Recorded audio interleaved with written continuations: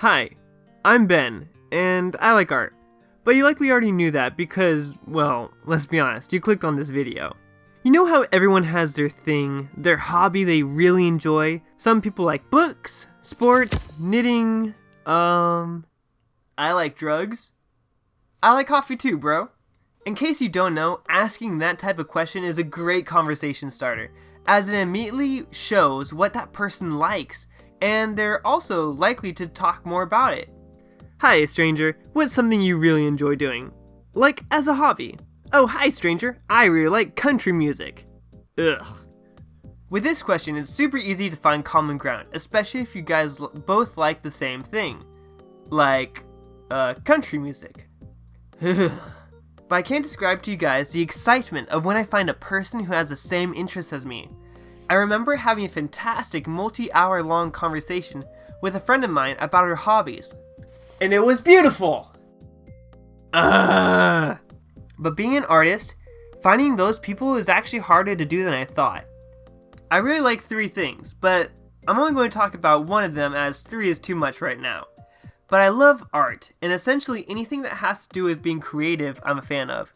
Whether it's photography, animations, drawing, movies, music, or anything else that has to do with creating, I freaking love. Like, just check out how cool some of these artists are. So, it's like drugs? It's better than drugs, Jeremy. Jeremy, don't do drugs. Not only do these artists create amazing works, but they also use these means as a way to tell stories, inspire their audience, or to help the artists themselves process what's going on in their lives right now. While art is cool, I particularly love special effects and digital art, as that has been what I've been doing for quite some time now. I mean, here are just a few things I have done. I even made this picture inspired by the new Arcane series on Netflix. The show is pretty good. But anyway, Photoshop is definitely my most used app, other than Google, in which I use in order to access college, which is arguably a lot less fun. But something I have recently gotten into is animations. Obviously. But animations are still really new to me. I made a few of them in the past, but don't watch them. They're bad. However, I suppose that is what everyone says about their old projects. Mommy, look! We found a poem you made when you were 10. Ah! When I look back at this in 5 years, I'm going to watch this and be like, yeesh, Ben, that was so bad.